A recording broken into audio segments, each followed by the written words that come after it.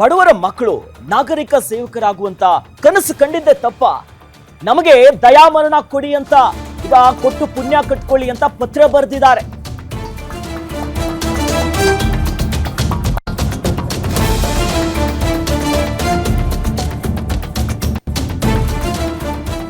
ರಾಷ್ಟ್ರಪತಿಗಳಿಗೆ ಪತ್ರವನ್ನ ಬರೆದಿದ್ದಾರೆ. ಕೆಪಿಎಸ್ಸಿ ಪರೀಕ್ಷೆಯಲ್ಲಿ ಕನ್ನಡ ಮಾಧ್ಯಮದ ವಿದ್ಯಾರ್ಥಿಗಳಿಗೆ ಅನ್ಯಾಯ ಆಗಿದೆ. ಅನ್ಯಾಯವನ್ನ ಖಂಡಿಸಿ ಕೆಪಿಎಸ್ಸಿ ವಿದ್ಯಾರ್ಥಿಗಳಿಂದ ರಾಷ್ಟ್ರಪತಿಗಳಿಗೆ ಪತ್ರವನ್ನ ಬರಲಾಗಿದೆ. ನಮಗೆ ಪ್ರತಿಯೊಂದು ಬಾಗಿಲು ಕೂಡ ಮುಚ್ಚೋಗಿದೆ. ನಮಗೆ ದಯಾಮರಣ ಕೊಡಿ ಅಂದ್ರೆ ಅನುಮತಿ ಮೇರೆವಾಗಿ ನಾವು ಸಾಯ್ತೀವಿ, ನಮ್ಗೆ ಆಗ್ತಾ ಇಲ್ಲ. ಯಾಕಂದ್ರೆ ಗ್ರಾಮೀಣ ಭಾಗದ 70,000 ಕನ್ನಡ ಮಾಧ್ಯಮದ ವಿದ್ಯಾರ್ಥಿಗಳಿಗೆ ಅನ್ಯಾಯ ಆಗಿದೆ. ಹಿಂದಿನಿಂದಲೂ ಕೂಡ ಕೆಪಿಎಸ್ಸಿ ನಡೆಸುವಂತಹ ಪರೀಕ್ಷೆಯಲ್ಲಿ ಸಾಕಷ್ಟು ಗೊಂದಲಗಳಿದೆ, ಅನ್ಯಾಯ ಆಗ್ತಿದೆ. ಅಂದ್ರೆ ಭಾಷಾಂತರ ಮಾಡುವಂತ ವಿಚಾರದಲ್ಲಿ. ಹಾಗಾಗಿನೇ ಈಗ ಇಷ್ಟೆಲ್ಲ ಅಪಸ್ವರಗಳಿದೆ, ಅನ್ಯಾಯ ಆಗ್ತಿದೆ ಮಾತುಗಳಿದ್ರು ಕೂಡ ಮುಖ್ಯ ಪರೀಕ್ಷೆಗೆ ಮುಂದಾಗಿರುವಂತ ಕೆಪಿಎಸ್ಸಿ ಅದರ ವಿರುದ್ಧವೇ ಈಗ ಆಕ್ರೋಶ. ಸಾಕಷ್ಟು ಪ್ರತಿಭಟನೆಗಳಾಯ್ತು. ಏನ್ ಮಾಡಿದ್ರು ಕೂಡ ನಮಗೆ ನ್ಯಾಯ ಸಿಗ್ತಾ ಇಲ್ಲ ಅನ್ನೋದಾಗಿ ಕಿಡಿಕಾರ್ತಿದ್ದಾರೆ ವಿದ್ಯಾರ್ಥಿಗಳು.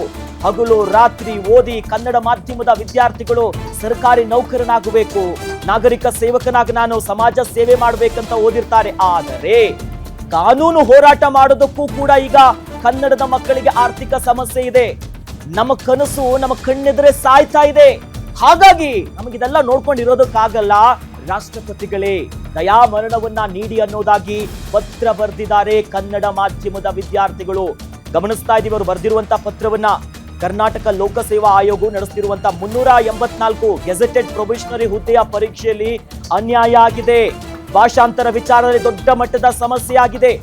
ಯಾವಾಗ ಕಳೆದ ಬಾರಿ ಸಮಸ್ಯೆ ಆಗುತ್ತೆ, ಮೊದಲ ಬಾರಿಗೆ ಪರೀಕ್ಷೆಯನ್ನ ರದ್ದು ಮಾಡಿ ಮತ್ತೆ ರೀ ಎಕ್ಸಾಮ್ ಆಗುತ್ತೆ, ಪ್ರಿಲಿಮ್ಸ್ ಮಾಡ್ತಾರೆ. ಅದಾದ್ಮೇಲೂ ಕೂಡ ಭಾಷಾಂತರದಲ್ಲಿ ಮಿಸ್ಟೇಕ್ಸ್ ಆಗಿದೆ ಅನ್ನೋದಾಗಿ ಪ್ರತಿಭಟನೆ ಮಾಡ್ತಾರೆ, ಪಾದಯಾತ್ರೆ ಮಾಡ್ತಾರೆ, ಮುತ್ತಿಗೆಗಳನ್ನ ಹಾಕ್ತಾರೆ, ಪತ್ರದ ಚಳುವಳಿಗಳನ್ನ ಮಾಡ್ತಾರೆ.